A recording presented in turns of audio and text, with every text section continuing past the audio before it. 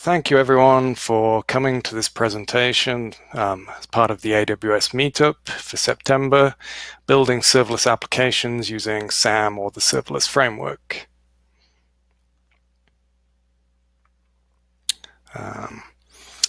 So my name's Andrew May. I'm the Cloud Solutions Lead at Leading Edge, where I've been for more years than I can care to remember. I don't know. 12 years, something like that. And for the last 6 years or so, I've been doing a lot of work in AWS, both on the application development side and on the infrastructure side.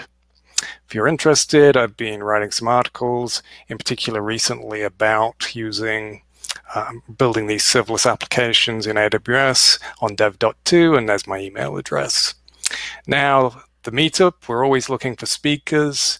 Our ability to be able to have a session every month is based upon having people willing to speak. And we do welcome first-time speakers, although I realize it can be perhaps a bit difficult to have your first talk be remote like this. And it's actually organized by Angelo and Lena, who are from Blueberry. So if you have an idea, then reach out to them on the Meetup page, and I'm sure they'd love to hear from you. So this is kind of our agenda. I'm going to start with an introduction about Lambda functions because I don't know quite what level of experience everyone has. Just a general overview of what I mean by serverless and what building for serverless means.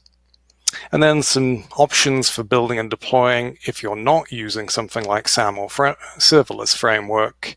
And then we'll talk about those two frameworks as an option for building and deploying. And then finally, a few notes on going to production. So to start us off, I've got a quick poll, and let's see if I can get this to work. So you should, hopefully on the right-hand side, see a poll to see whether you're using AWS Lambda functions or not. And I'll give you, I don't know, 30 seconds or so. Oh, I don't think I've published yet. There we go. That should be started now.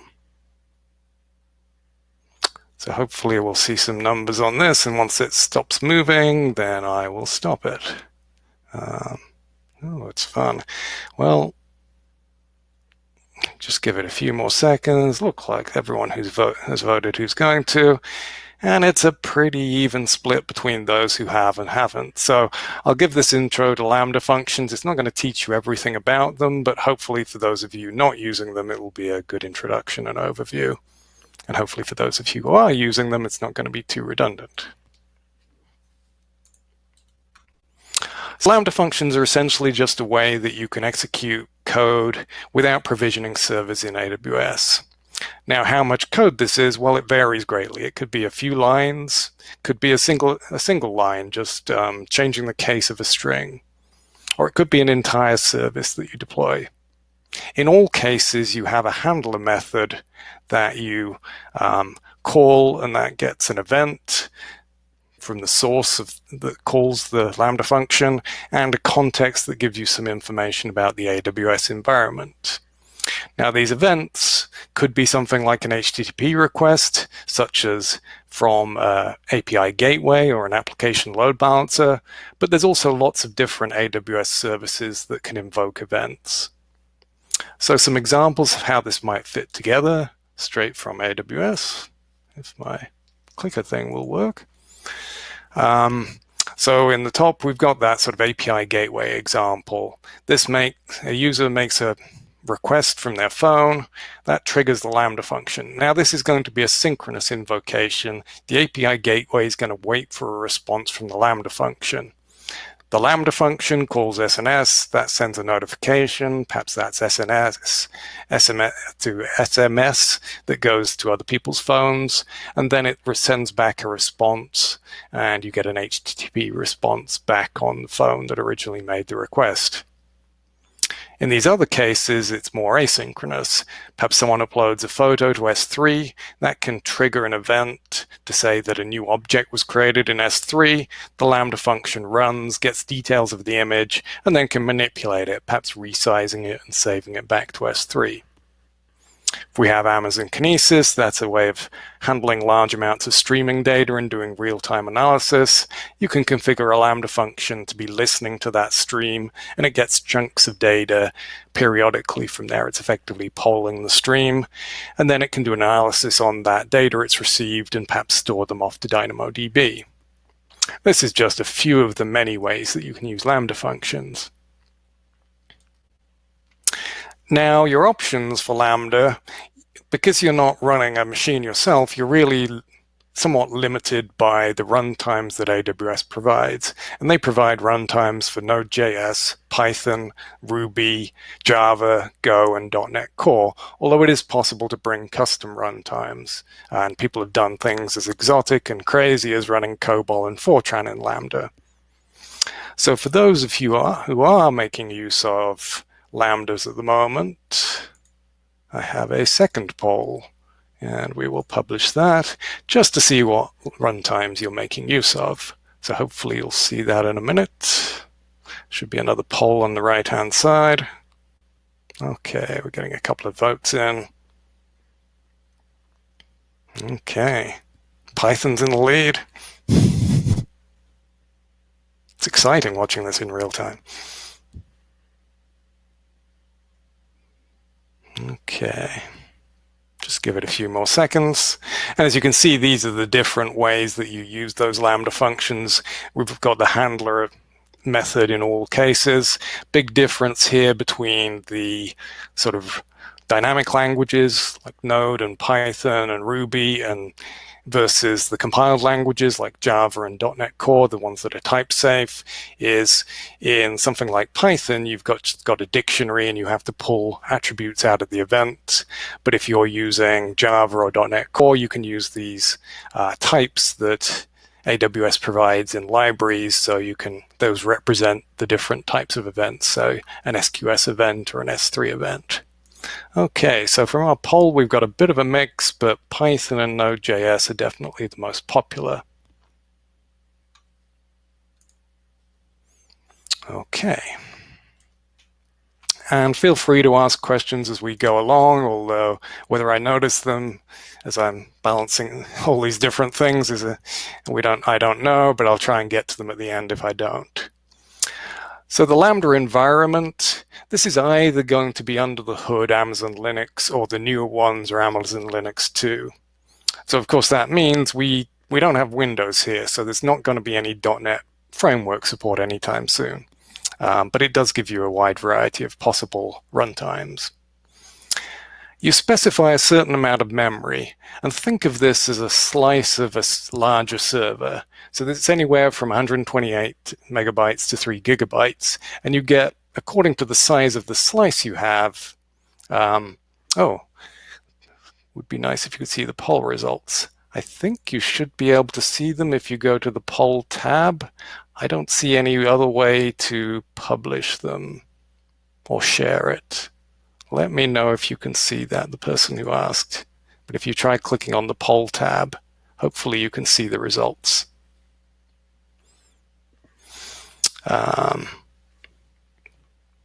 But it is, I will just read them out very quickly. Node.js was 30%, Python was 40%, Java was 15%, and .NET Core was also 15%.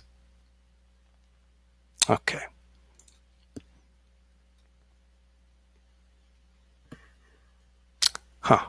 Weird. Anyway, so the runtimes, you get a slice of CPU according to the amount of memory you allocate. So it's kind of odd if you're not used to it. But if you need things to run faster, especially if you're CPU bound, you will allocate more memory. Obviously, you need enough memory for whatever you're running to run in, which is going to be more memory for things like Java and .NET Core, where you're running some kind of a virtual machine. Now, I say CPU scales accordingly. Well, if you get up to about 2 gigabytes, apparently you've got a whole CPU, and then above 2 gigabytes, you've got 1 and a bit CPUs. What this means is unless you have multiple threads, you may not see any benefits above 2 gigabytes for CPU intensive tasks. You run for as little as a few milliseconds up to 15 minutes. So that's the limit on a single invocation of the handler method. And you pay in 100 millisecond increments.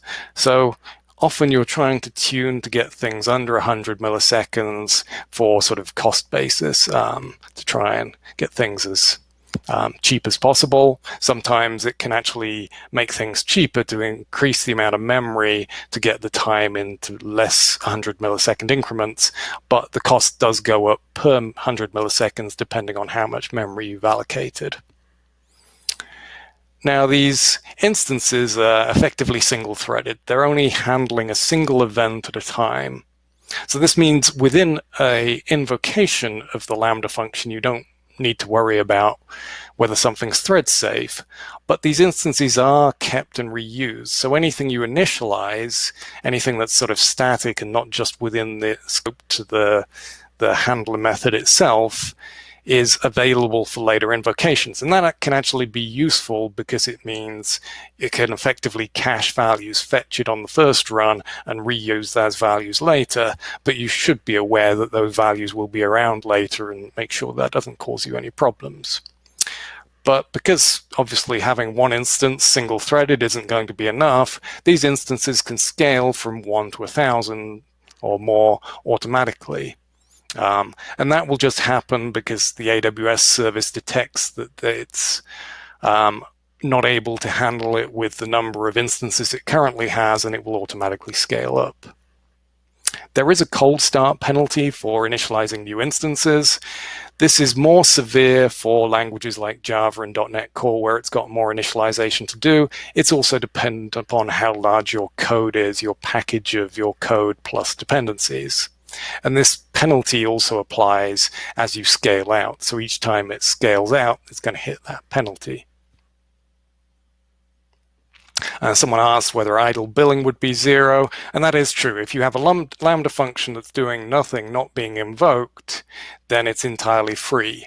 Having said that, there are a few cases with integrating with different services where that service doesn't invoke Lambda. Instead, the Lambda does polling, for example, SQS, where you will get charged for that polling, both from the Lambda function. Well, actually, I don't think it invokes the Lambda function, but you will get sort of requests to SQS, and that can cost money, even if there's never any messages.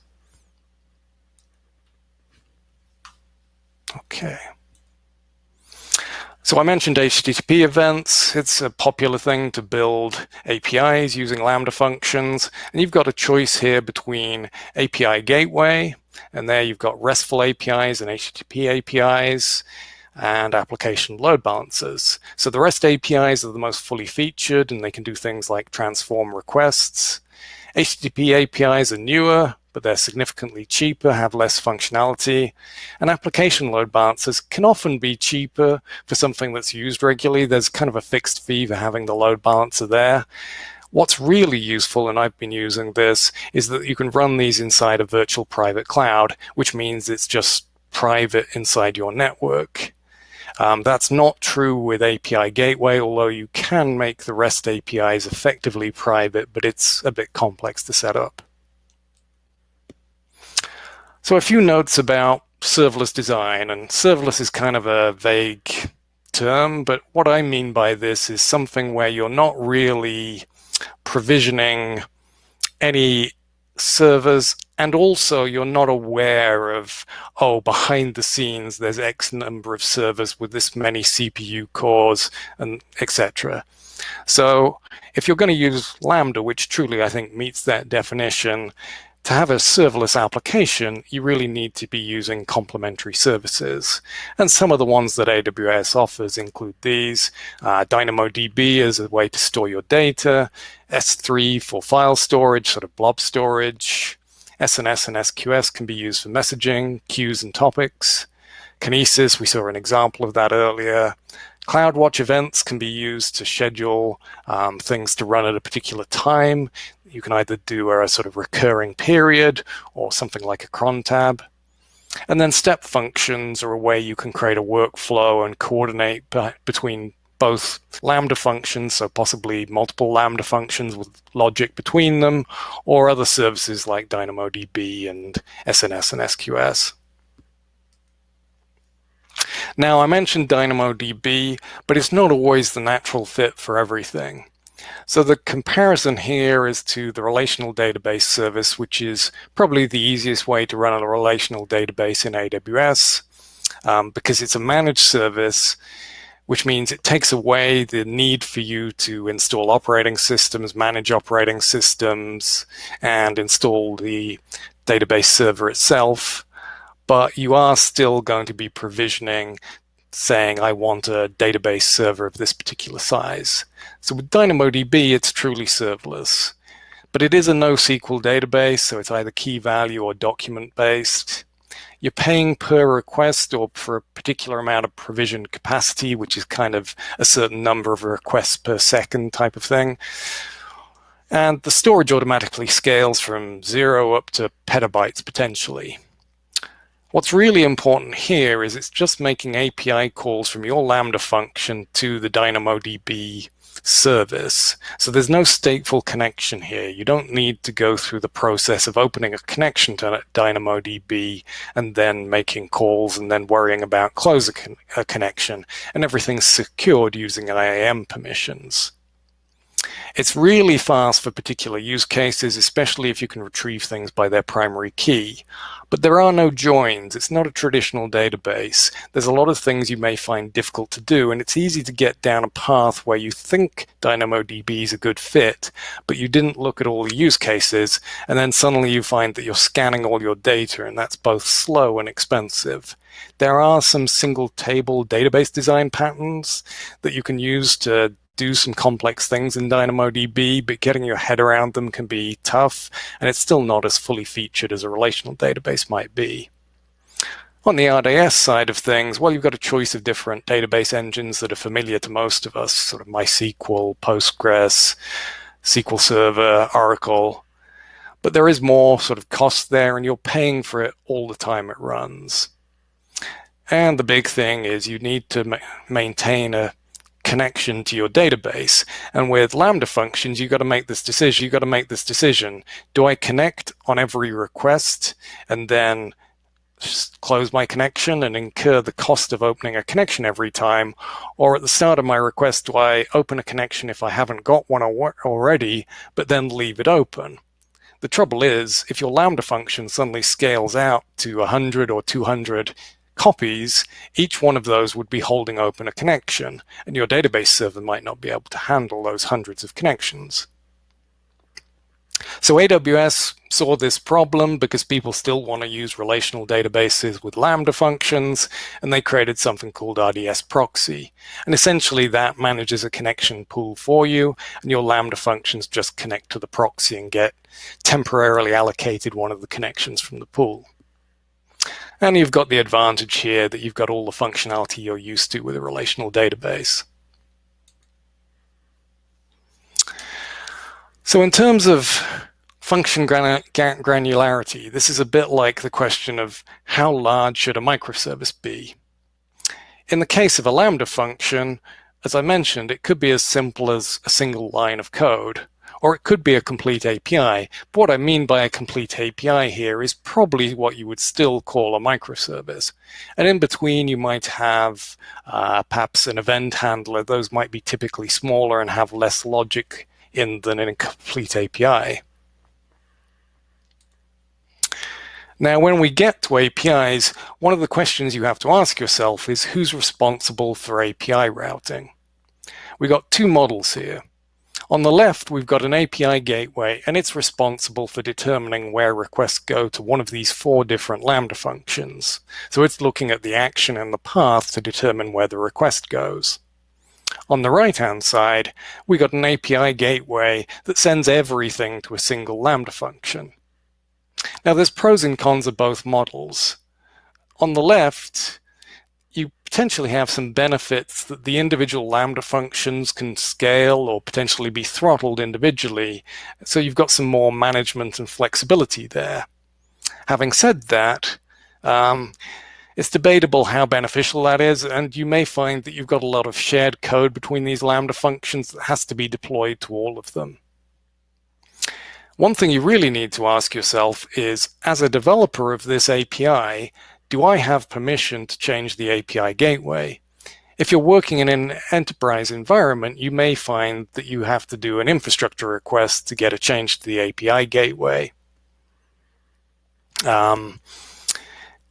Whereas with the model on the right, it's set up once, and you can just add new paths to your API, and you don't need to change the gateway at all. You just update the Lambda function. Now I got a question in about load balancing. Effectively, API gateway itself is the load balancer in this case. Now I could have substituted in an application load balancer here, and it has a very similar mechanism by which you can set different paths and methods to go to different Lambda functions or send everything to the same Lambda function.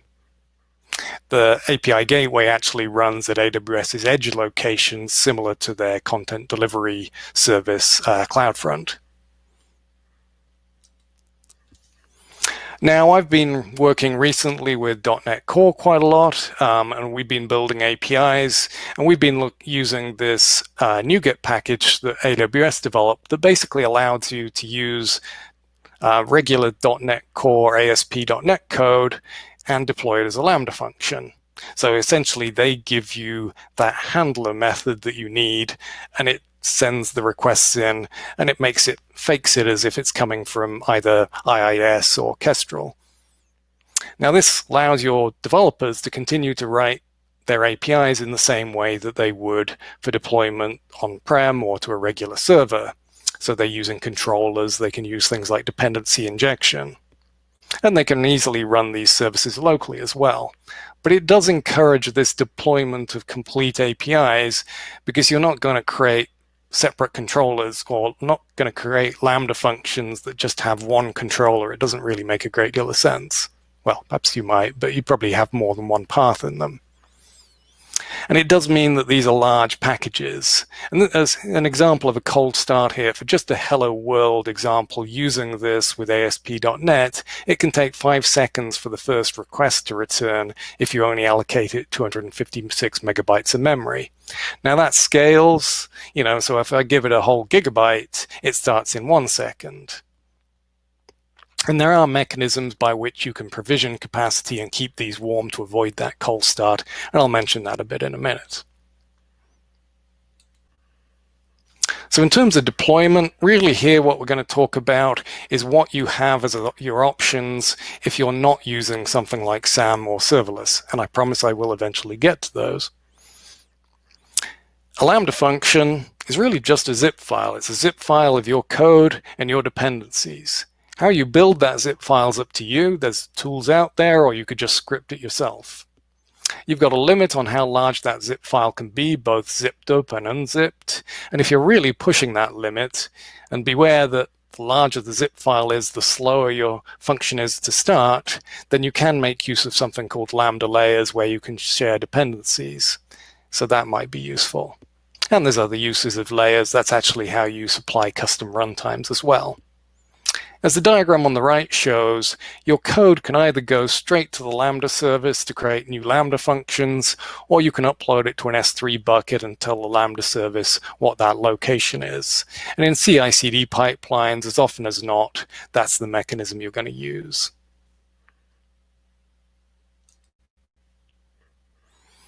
Okay, just a sec.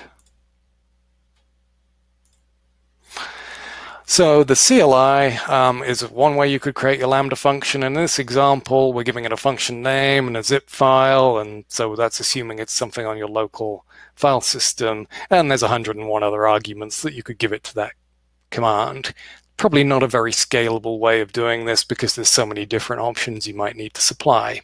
You can use CloudFormation, which is AWS's infrastructure as code tool. And here the code really needs to be in S3 because the service running in AWS can't reach back down to your desktop to grab that zip file. There are some cases, and I've used this for CloudFormation custom resources, where you need a utility that's used within CloudFormation where you can define simple functions in line. And you can build things yourself, or other people have built things using the SDKs, and that includes third-party tools like Terraform. Something to be aware of here is this idea of versions and aliases. Every time you deploy a new version of your code or make a config change to your Lambda function, it basically updates what's called $latest. If you're not using versions and aliases, all those prior versions are kind of gone as soon as you update it. But you can create a version that points to a particular what $latest is at the moment, and then that version will hang around. Those versions are immutable, they can't move, they're always going to point to the same code and configuration. And then you can have an alias that points to that version that could perhaps represent a particular environment, and those aliases can move between versions. Importantly, when you configure things to trigger your Lambda function, you need to make sure you're pointing it at the right thing. If you point it at $latest, which is the default, it's always going to call the latest version of the code and the configuration. If you point it to a version, that's kind of fixed in time. If you point it to an alias, that's going to be whatever the alias currently points to. So this can be useful, especially if you're trying to have multiple environments share the same Lambda function in the same account, and you're sort of promoting things by moving the alias. Okay, so finally, getting to the topic that this was allegedly all about, the Serverless Application Model, SAM, and the Serverless Framework. So these are really two competing frameworks that do very similar things. Now, I believe the Serverless Framework is somewhat older than SAM. I think it's certainly the first one I'd heard about, but they've both been around for a few years and they've increased in usefulness a bit over the years. Now, SAM is built and supported by AWS. Obviously, that means it only works with AWS. It's an entirely open source project. You can go and find it on GitHub. In general, most of the contributions are made by people who work for Amazon, but you could potentially submit a pull request yourself if you wanted to suggest some new functionality. You get a CLI for building and deploying. You write YAML or JSON templates. I would strongly recommend YAML. And it's integrated into CloudFormation, and we'll see what I mean about that in a minute. This is not an application framework. Serverless is created by some third party. It supports multiple cloud platforms, and that's probably one of its big sort of benefits over SAM. It has both an open source version and a commercial version. And it has a CLI for building and deploying, YAML templates, and it uses CloudFormation in AWS. It is not an application framework. Why do I keep harping on about it not being an application framework? Well, it's because this is what I assumed it was when I first started looking at these. I expected that it would somehow change the Lambda code that I would be writing, but it really doesn't. Both these tools are focused around building and deploying your infrastructure and not having to sort of go through all the hoops of using the CLI or writing the CloudFormation for every bit of infrastructure that you need to run a Lambda function. They're not about changing how you write your code that runs in your Lambda functions.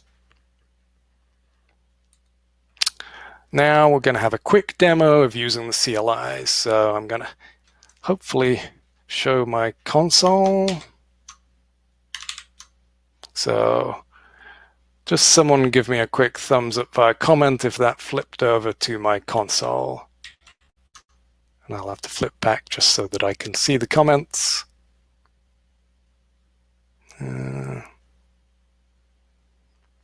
I'm going to assume, because no one said either way. Yep, they could see that. Oh, hi, Chris. There we go. So firstly, I'm going to play with SAM, and I'm going to say SAM init. So it's got a nice wizard process, and I'm going to choose one of their quick starts. You can create your own templates if you want, and I'm going to use Python 3.7 and call it SAMPY. It's going to clone a repo with these templates in it, and there's actually a choice of different templates for Python 3.7, so it's going to prompt me for that in a second. I'm just going to use the simplest one, the hello world example. And it's created that in my SAM.py directory.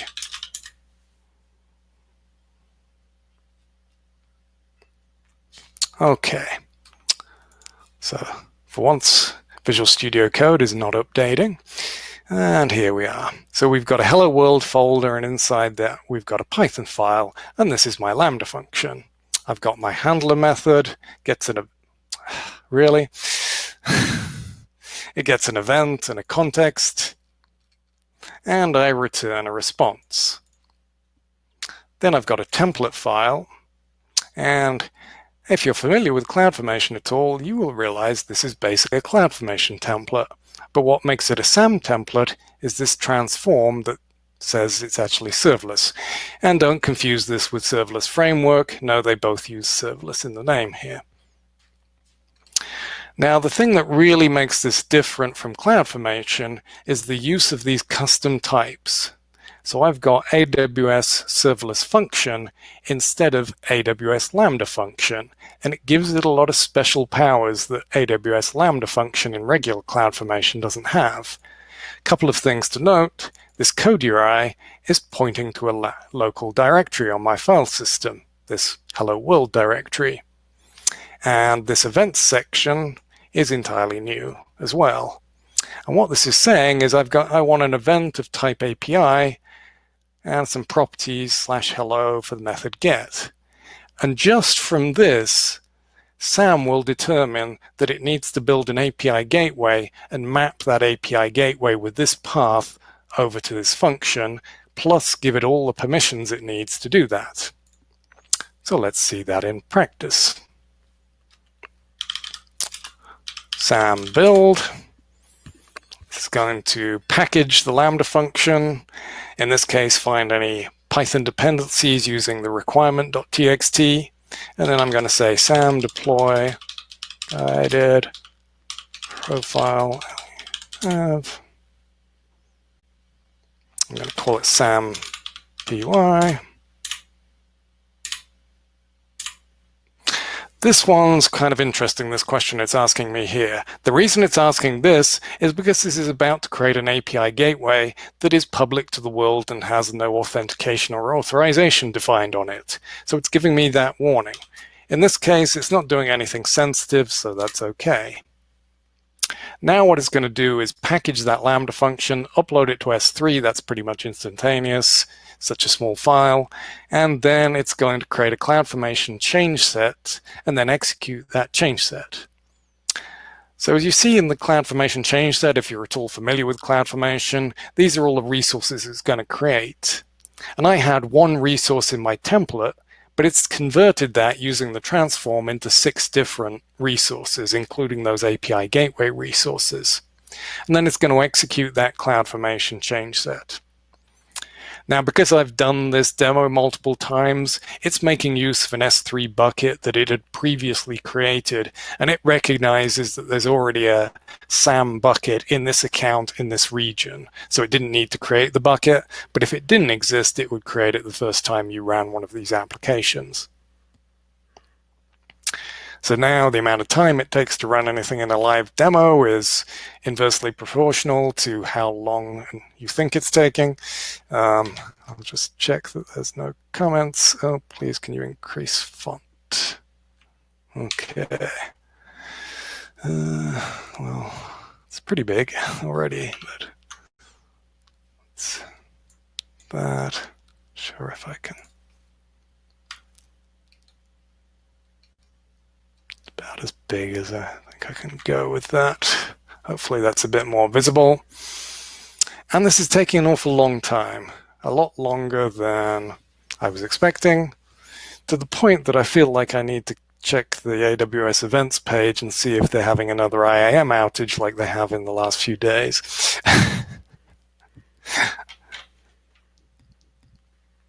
Okay, well, I'm going to look at CloudFormation itself. See what it's doing.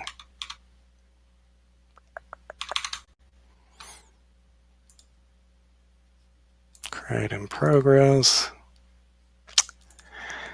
Yeah.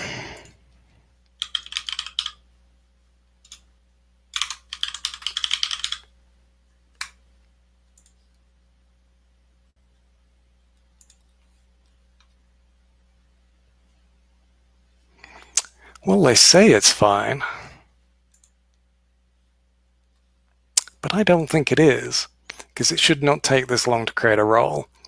Well, what we'll do is we'll just come back to the demo later, and hopefully in a few minutes after I've talked about SAM, it will have finished creating that, and then I'll try doing the serverless demo. Okay. So let's talk a bit more about Sam, apart from him having a cute squirrel mascot. So Sam is really split between two parts. We've got a SAM specification and a SAM CLI. And the specification is what allows us to use those custom resources in a CloudFormation template, and that's enabled by specifying this particular transform. Now, CloudFormation has some functionality called macros, where you can build a Lambda function that can take a CloudFormation template, either the entire template or a fragment of the template, and transform it and possibly add in other resources.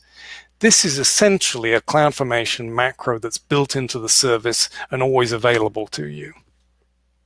What this means is this is entirely independent of whether you're using the CLI or not. The CLI is responsible for packaging your Lambda function so it can build those zip files, upload them to S3 for you, and then interacting with the CloudFormation service and giving you the nice output that tells you the status of your stack and whether it's actually doing anything or not. The one thing it does do to your template is it takes that code URI, which was just /hello world, and changes it into a location in S3 that it's uploaded your code to.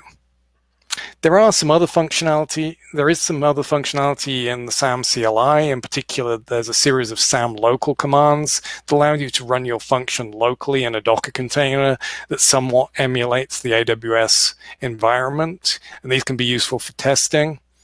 And there's even some limited API gateway support there, so you can make HTTP calls rather than feeding it raw events.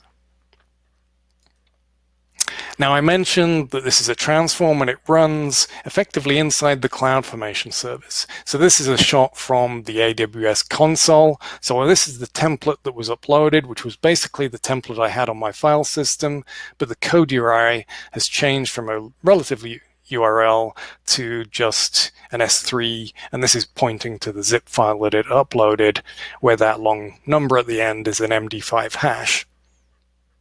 If I flip that toggle at the top, I now have a completely different template.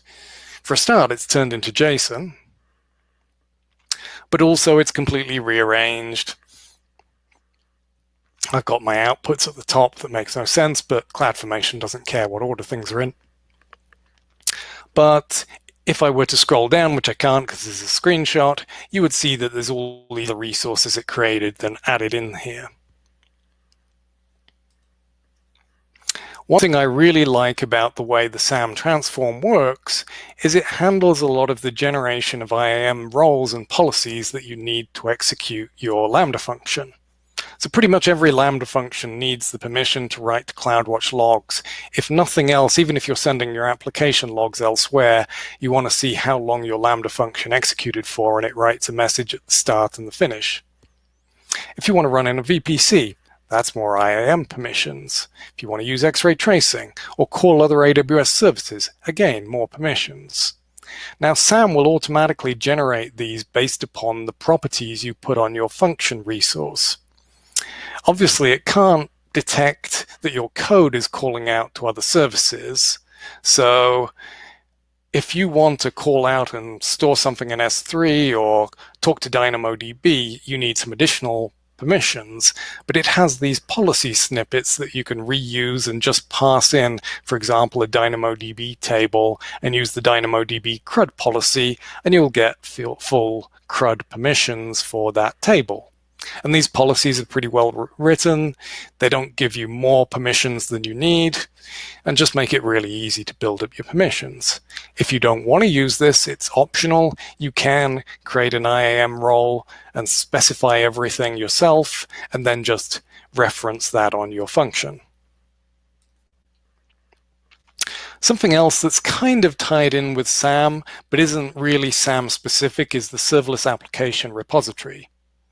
SAM is the easiest way to publish to and deploy to this, and making use of, there's actually a SAM application type that's available in the SAM transform. And here you can share your serverless applications, and it's not just Lambda functions, it can be DynamoDB tables, SNS topics, etc., etc. There's a list of the different resources you can include. And you can share these publicly if it's perhaps an open source project, or you can share them between accounts or within your AWS organization for something that's private. If you want to see how this works, there's a Hello World example where you can copy and paste this from the from the serverless repo and put this in, and it's a fragment of a SAM template. When this executes, when it gets transformed, it gets turned into a nested CloudFormation stack. Now, I've been using SAM quite a lot recently, so I feel like I've got a fairly good hold of it.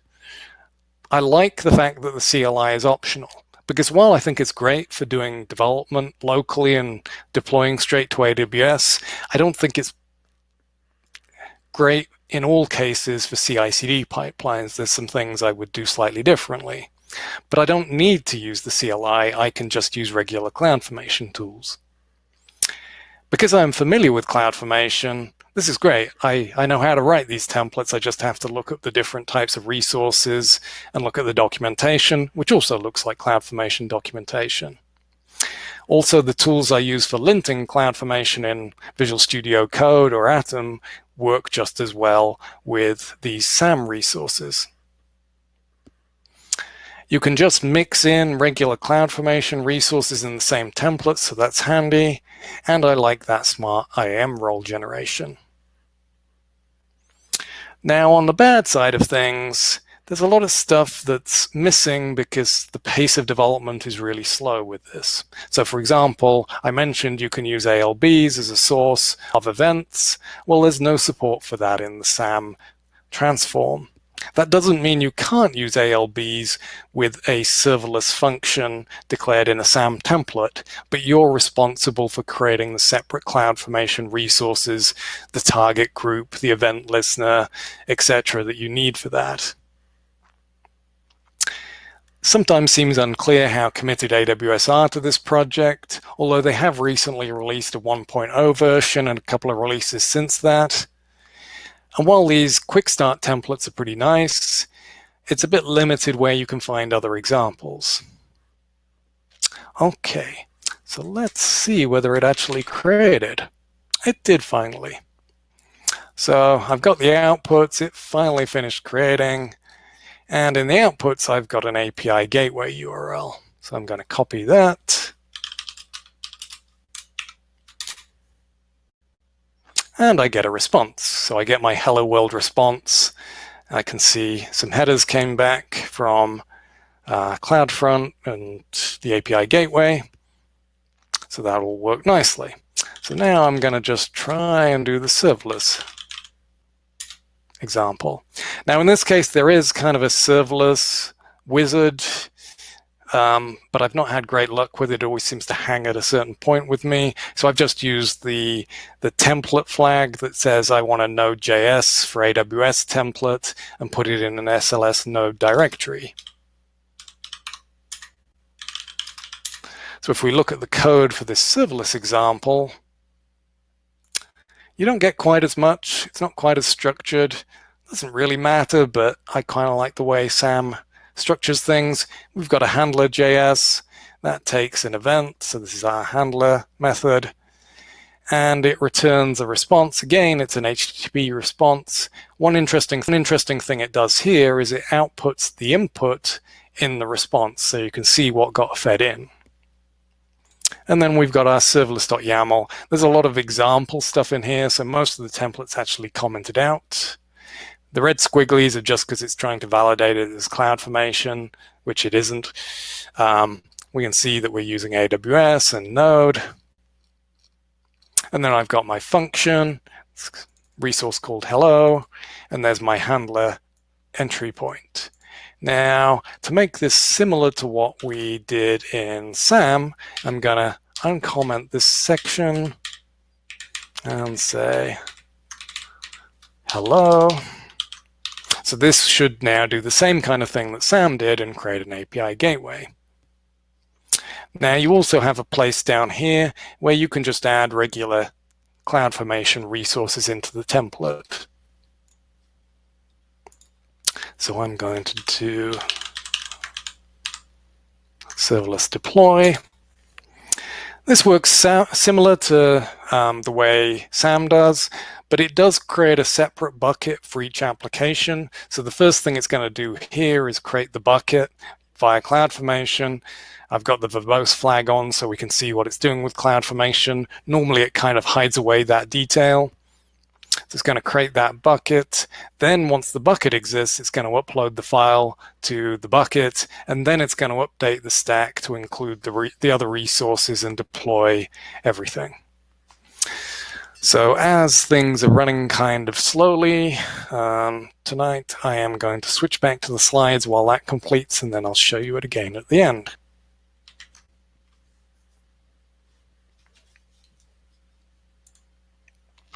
So let's talk a bit about the serverless framework. And here I have to say, I've not personally used this nearly as much as I've used SAM. So I've got some ideas about it from my evaluation of it, but I can't say I've used it nearly as much. One of these big strengths is that it does support multiple cloud platforms. So here from the documentation are some of the options for creating functions from both AWS and Azure. Now, of course, because the underlying services differ, the options that are available to you also differ. So you're never going to be able to take the same serverless.YML and use it between two different platforms. It's kind of the same as if you use Terraform. It's the same language, the same syntax, but between different cloud platforms, what you actually provision is quite different. That being said, the CLI commands are basically the same between the platforms.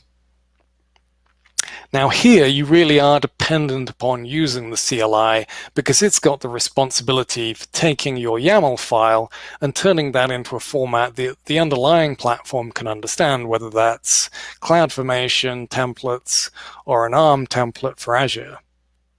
So you're kind of locked into using the CLI for everything you do here. One thing I do like is, in some cases, you may decide that you're going to put lots of different functions in the same template. Perhaps they're all in different subdirectories. You've organized things that way. Well, with SAM, if you do a build and a deploy, it's always going to build everything. So it's always going to package everything, and that can get slow. It's going to figure out when it does the CloudFormation update that some of the code hasn't changed. It uses MD5s to check that, so that can speed things up a bit. But with serverless, you can say, I just want to update one particular function out of 10, and that can speed things up a lot. You also get some local commands, so you can test your function out locally. It's not quite as comprehensive as SAM has, but it's still useful for testing. One of the big features of serverless is these plugins, and there's about 1,000 or more of them.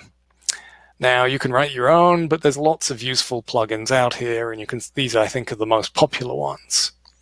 Now, a few of them do seem like perhaps they should be available out the box and match functionality that's built into SAM, like, for example, that Python requirements one they have there. But a lot of them are useful extra functionality on top of what you could do with SAM, and it's a way that they can extend the serverless platform without having to deploy new versions. Now, I mentioned there was a commercial offering. This is called Serverless Pro. And some of the big functionality here is a CI/CD pipeline that can either integrate with GitHub or Bitbucket, or a monitoring platform, which is going to be useful, particularly if you're largely developing your applications using serverless and you don't have existing other monitoring platforms to use. The monitoring within AWS itself is a bit mixed, so this could be a nice addition to that. And there's various different levels that you can pay for this, but it is free for personal use, so that's a good way you can try it out first. Now, good and bad, and as I said, I haven't used this as much, so possibly it's a bit unfair of me to do this. I do like that they are frequently releasing this and adding new functionality. So ALBs have been supported for a long time. New releases keep adding new different types of events that are supported in serverless. That commercial offering also has a commercial support offering available where enterprises could perhaps pay to get support from the people who build serverless, and that can be useful. They have lots of different examples in their documentation. I would say on the bad side of things, if you're not doing Node.js or Python or possibly Go, most of those examples won't apply to you, and I think I found one example of .NET Core. The CLI being required for everything can be a downside. It's not necessarily, but it does mean you have to work with that in your CI/CD pipelines. You have to know which plugins you might need for certain bits of functionality, so you have to go out and possibly hunt for those. And I haven't found anything that helps with IAM roles, although possibly one of the plugins does that. And I also didn't find a linter for my editor. So I kind of like seeing in my editor, is this a valid template currently? And I didn't find anything like that, although there is a command line option to basically check your template before you try and deploy it. Okay, so let's see if that deployed. And it did. And here's my URL.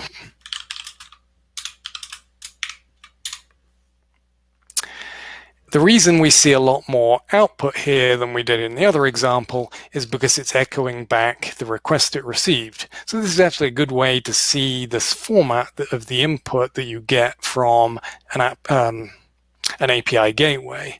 So some of it's fairly standard things you'd expect to have for an HTTP request. You've got your path, your method. There's a whole bunch of headers.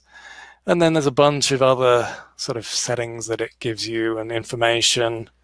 Some other bits of sort of request context that might be useful.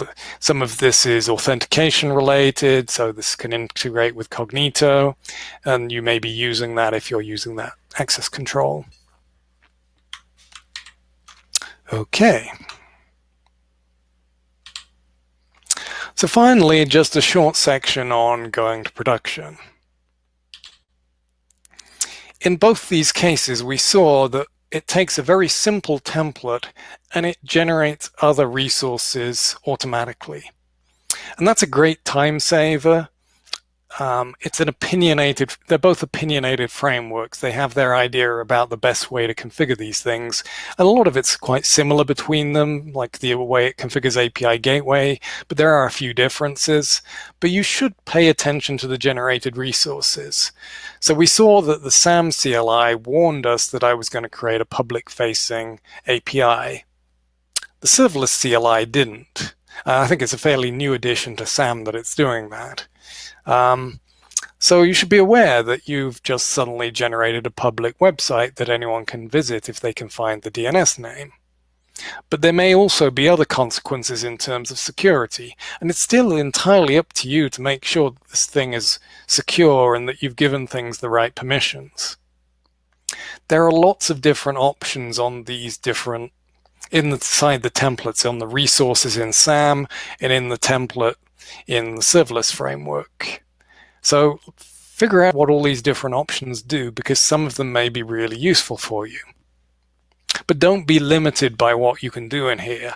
Particularly I've found with SAM, because it wasn't supporting application load balancers, I wrote a CloudFormation macro, and there's other ones available online. Other people have done this as well, that created automatically those extra resources, and that ran before the SAM transform, and then the SAM transform ran and I had my full CloudFormation.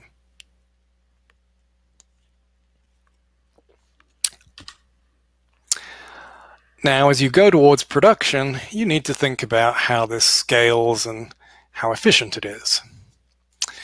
By default, when you create an AWS account, there's a concurrency limit of 1,000. And what that means is across every single Lambda function you have, 1,000 of them can be running at a time. This is a soft limit. You can request for it to be increased, but you probably need to be using Lambda a fair bit and showing that you're approaching that limit before AWS will increase it. There's two ways that you can configure your concurrency on your Lambda functions to give you a bit of extra control, because otherwise they'll just start at 0 and scale out basically until they think they've scaled enough. Reserved concurrency is a bit confusing because it really does two different things. It both limits how many copies of the function that can run, but it also takes away from your limit that number as well. So if I reserve a function 100 concurrency, my overall concurrency limit for every other Lambda function will now be 900. But I won't be able to run more than 100 copies of the one that I gave that reserved concurrency to. Now, where this can be particularly important is if you've got something that can get a huge spike in requests, or perhaps it's listening to a queue and that queue suddenly gets lots of messages, but it's calling down to a service that perhaps can't handle the load. It can't handle that big spike. So if you limit that reserved concurrency, perhaps you limit it to 10 or 20 or 100, then that's the maximum number of these functions that can be calling that downstream service at once. And so you can avoid overwhelming it. And then hopefully it eventually catches up. Provision concurrency is different. This is keeping copies of your function warm. So that's particularly useful if you have this API that takes 5 seconds to start up. You don't want the person hitting your website to be waiting for 5 seconds plus the time it takes for the request. This will keep some copies of it warm, and then it's going to be almost immediate to run the function. Now, there is a cost to keeping a number of functions warm, but you get a discount on the cost of running the functions. So depending upon your use case, you have to work out how that affects your overall bill. There are some utilities. If you search on GitHub for AWS Lambda power tuning, you'll find there's a utility that can basically run your Lambda function with different memory allocations and find the perfect sweet spot for sort of minimizing cost or maximizing performance. But X-Ray is really useful here as well, because you may find that you're calling off to other services and that's what's making your Lambda function slow, and it's not in fact your Lambda function code itself.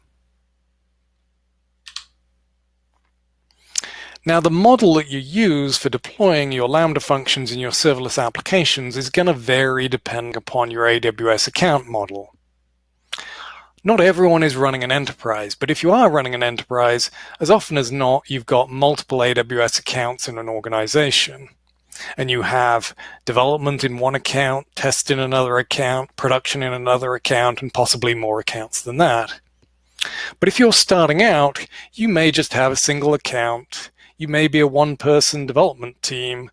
Start with a CLI using SAM or serverless, and just build things and deploy directly to AWS. And that's a good way to start development. But you should plan to move towards a CI/CD process eventually to give you repeatable builds. And please use version control, because if anything else, it's a way that you can roll back to something that works. In particular, if you do have a single AWS account that you're using for multiple environments, the use of those Lambda aliases I mentioned and API gateway stages that are kind of the same sort of idea, and a different stage can point to a different Lambda alias. So you can have a prod stage in API gateway that points to your prod aliases in Lambda. Then that's a way you can manage a single account and a single copy of your Lambda function with different versions, serving both your development environment and your production environment. Now, that all breaks apart the moment you have multiple accounts. But I would stress, if you do have multiple accounts, build your code once and deploy that same zip file to multiple environments or multiple accounts.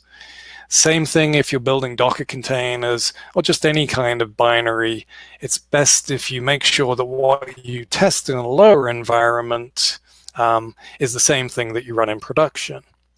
And that does mean that you need your configuration to be externalized. So rather than putting all of your configuration in a file in that zip file, pass in environment variables or feed in values from parameter store or secrets manager to configure your Lambda functions.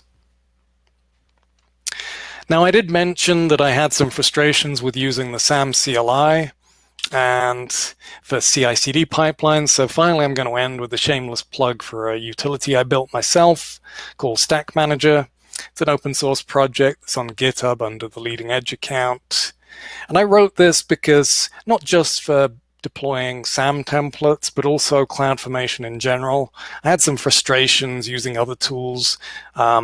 There's a lot of things that need to go in as inputs to CloudFormation stacks, in particular parameters that may vary between different environments, because I'm looking at sort of use cases where things get typically deployed to a development, a test, a production, possibly multiple regions. So I wanted to use something that was basically the sum of different tools I'd used before. I've used things like Ansible in the past and other custom tools to deploy CloudFormation stacks. And so I borrowed a few bits of functionality I liked from different things. And that also includes the use of change sets and providing output the same way that the SAM CLI does. And I baked in some special support for Azure DevOps because the last couple of projects I've worked on have used that as a CI/CD tool. So if you're interested in this, please sort of look up the GitHub repo or contact me and I can talk about it some more. I would love to see other people making use of it. We are currently using it at my existing client, and I'm finding it pretty useful. Now, the question everyone always asks is this presentation going to be available later? Well, it should be uploaded to YouTube at some point in the future, and we'll send that out as an update to, well, I think just the Meetup page. So everyone who registered there should see a link for that when we get one for YouTube. If you want to contact me, there's my email address, and you can look at the articles I've written, and we'll continue to write about these sort of topics on dev.to. And if anyone has any other questions, I'll check out the chat inside the webinar. And if not, thank you very much for coming.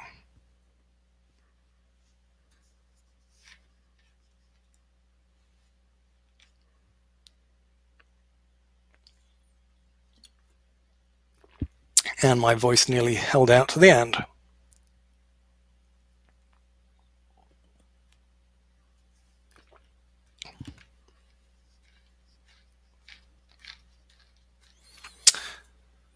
Okay, well, I'm not seeing any questions. I think I answered probably all the questions that came up during the presentation. So thanks again, everyone. And as I mentioned before, the Meetup's always looking for presenters. So if you have a topic, even if you don't think it would last a full Meetup, sometimes we have Meetups where multiple presenters sort of share the time slot. And I know it's a little weird at the moment with everything remote, but we can probably figure something out. A couple of questions came in. So experience with EFS for Lambda. I haven't used it, although I've looked at it. I'm not sure whether it's fully supported in CloudFormation yet. This is a big problem with CloudFormation, and someone else is asking about CloudFormation. Probably the most frustrating thing about CloudFormation is how they will release new functionality, but not include it in CloudFormation until much later, or sometimes never. Even if that same functionality appears day one in Terraform. And that can be frustrating. There are ways to work around that, but it is annoying. In theory, I believe the different teams within AWS are supposed to now be responsible for developing the CloudFormation support day one, but they can get a pass on that, and they seem to often get that pass. So I'm not sure if EFS is supported in CloudFormation yet for Lambda functions. I do think there's definite use cases, and we're actually exploring using that, where we've got a large amount of data that a Lambda function needs to use. Now, whether the performance is going to be sufficient for the use case we haven't tested out yet, but we probably will do. And I think I've probably expressed my opinions on CloudFormation there as well. I have used Terraform on some other projects, although mostly with Azure. And I generally liked it. I think the big difference between the two is who manages the state of your stack. With CloudFormation, that's always AWS. They're managing your CloudFormation stack and keeping track of the changes. With Terraform, you have to have some kind of management for that, and you may find that the best option is to use their Terraform Enterprise product, which includes some additional costs.